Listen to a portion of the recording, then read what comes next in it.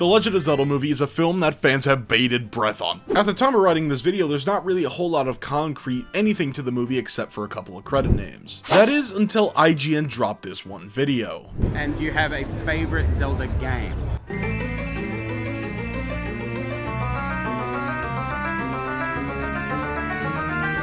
I better not say.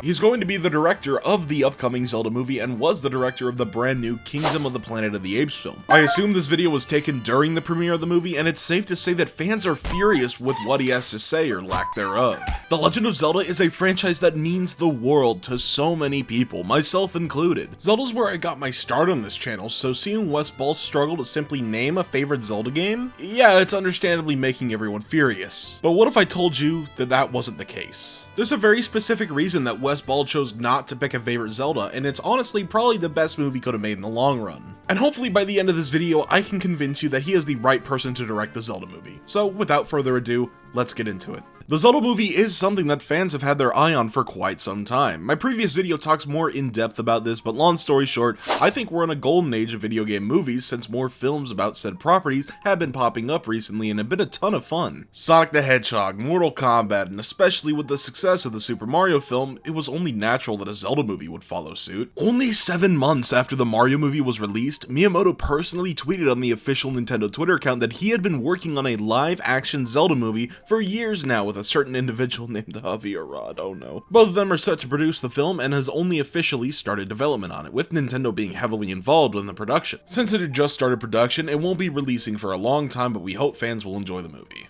Now there is a ton to unpack with this tweet, specifically the live action bit. The Mario movie was animated, so why can't the Zelda movie? There are so many fantastical elements in the franchise that you'd think it'd just be hard to adapt into live action. And not only that, Javier Rod is producing the film. This is just gonna be a grade A disaster. You wanna know what Javier Rod has worked on? Oh no. Oh no? Oh no! This man has a very horrible reputation, specifically among the Spider-Man fans, as he is known for meddling with movies, causing them to turn out the way they do. I don't think Spider-Man 3 was necessarily a bad film, but due to the shoehorned inclusion of Venom, it turned out to be way worse than what it could have been. And we all know how Morbius turned out.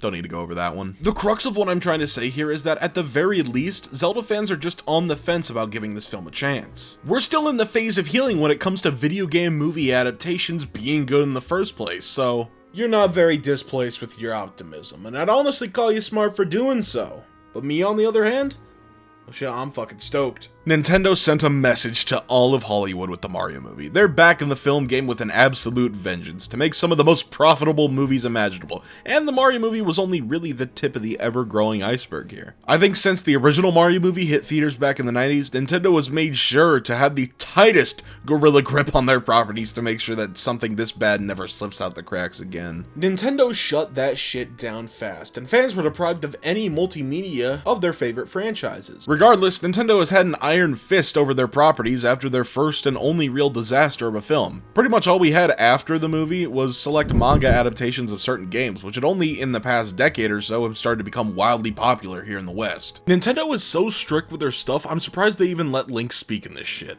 Regardless though, the Mario movie was a massive success. And this is pretty much my biggest point here, is that Nintendo just isn't going to allow a bad product to be released. Nintendo would have already left the project for someone else if something wasn't going well, like, I don't know, Link's tunic being pine instead of basil green or some shit. I know someone out there is thinking that something like this is too nitpicky, but honestly it's the complete opposite. Nintendo would rip you a new one if they discovered you did something wrong under their jurisdiction. They made Disney change the way Bowser holds his cup in Wreck-It Ralph because he's royalty. They wanted to put Samus in Fortnite, but only on the Switch. I bet that would have looked real good on the Switch only. You honestly can't make this shit up, but as stupid as it sounds, it's honestly a good reason why their products turn out as well as they do, minus the whole Fortnite thing. They are very particular about the quality of their products, and for a movie that's probably gonna end up on WatchMojo's top 10 most anticipated movies, or whatever the hell, they would never let something like this slip through the cracks. And to do that, they need to make sure they find the right people to work on the film so it doesn't end up a disaster, because no disrespect to Nintendo, but they aren't really the greatest storytellers in the world, especially if you got a guy who hates them working on the movie. The Mario movie was very simple in terms of its plot. It wasn't very complex. There were no twists and turns throughout the movie. It was just very simple. It was fun, and frankly, that's all the Mario movie needed to be. But Zelda? Oh, well, Zelda's very different. To compare Nintendo to Disney, Mario is, say, Mickey Mouse, while Zelda is their Star Wars. You can have certain things work in one franchise or the other. Mario is very versatile, and Zelda is very fixed on what it can and can't do. He can go on adventures, ride go-karts, have parties, go to hell. He can fit just about any role you put him in, but with Zelda, things are a bit different around here. It's very specific on what you can do with a Zelda movie, and that's completely fine, but inherently makes this movie a much bigger deal since you can't make a Zelda movie that can appeal to everyone like a Mario movie can. To make this work, you need a fan of the series to take the helm, someone who knows the series in and out so they can create the best Zelda film ever. And I believe that Nintendo made the right decision when picking Wes Ball for the director's role. This is where we finally come back to where this video started, Wes Ball refusing to name his favorite Zelda game. When I say this has people up in arms, oh, I really mean it. Remember what I said earlier in the video? Nintendo is very protective over their properties and don't want things to slip through the cracks. But why would Wes giving his favorite Zelda game away be something that should get out, I hear you ask?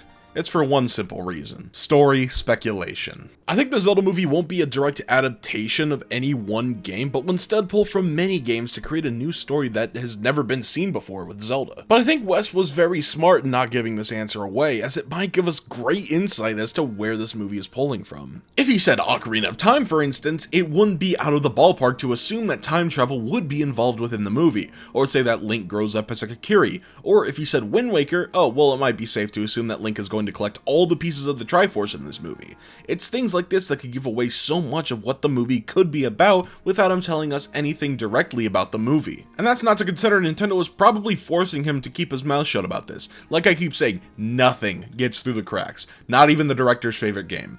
And I mean, this could go for any adaptation of a movie. If the director of the Sonic movie told us his favorite game was Sonic Frontiers, then Sonic fans, knowing them, will go fucking wild in speculation on how Sonic 4 will be set on the Starfall Islands or something really stupid. And it's not like Wes Ball doesn't have a favorite Zelda game. By telling us that he better not say, I think that's a grand slap in the face telling us that Wes shouldn't say for a reason just like this, and I think he's very smart for that. He even made a follow-up tweet saying that he is in fact one of us, whatever that means, and that he learned from a wise man that when it comes to Zelda, things will get misinterpreted, and that goes for just about any fandom on the planet. Sonic fans will hear the word momentum and piss themselves upon listening. I could just imagine Miyamoto himself aiming a sniper at Wes's head a mile and a half away, muttering under his breath, "Go on, Wes.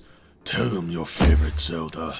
But I think it's very obvious that Wes Ball knows what the community is like and how they would react. Each Zelda game is very different from the last one, and one single slip-up can tell us way too much. So, good on him. But the question of if he really is a Zelda fan still remains. He can tell us all day that he is a fan of Zelda, but where's the proof? Where's that sweet and delectable evidence that Wes has played a Zelda game, let alone picked up a single controller in his life?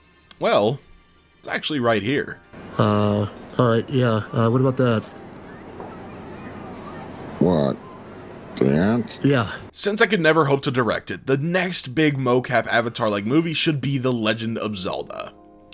This was posted over 14 years ago now, holy crap. Wes Ball predicted the Zelda movie by 14 entire years, and not only the movie itself, but the fact it was live action. Again, I once more imagine Miyamoto sitting down with Nintendo execs thinking about who to hire as the director for the Zelda movie. Miyamoto sees this tweet and says, "We have the opportunity to do the funniest thing right now." Okay, that's probably not what went down, but it's definitely how it went down. I think the Zelda movie won't be a direct adaptation of any one game, but will instead pull from many games to create a new story that has never been seen before with Zelda. But I think Wes was very smart in not giving this answer away, as it might give us great insight as to where this movie is pulling from. Even then, movies that are targeted towards a more young to adult audience have usually turned out pretty poor in reception. Movies like Rampage and Warcraft come to mind. The Zelda movie has the chance to become this grand and epic tale the likes of Lord of the Rings and Harry Potter if it just ends up good. With Nintendo heavily involved in the project and Wes Ball directing, I think we could just forget that Avi Arad is even here and hope that they don't cast Tom Holland as Link. Oh, I also got a lot of hope for the movie because Kingdom of the Planet of the Apes was really damn good, so that's a factor. But as of right now, that's all I have to say on this controversy. If you liked the video, make sure to hit that like and subscribe button. We're on the road to 1,000 subscribers, and I would love to see all of you there. And if you're interested to have an even bigger discussion, I do have a Discord server hosted with my friend CK Met. The link to the server will be down in the description below. And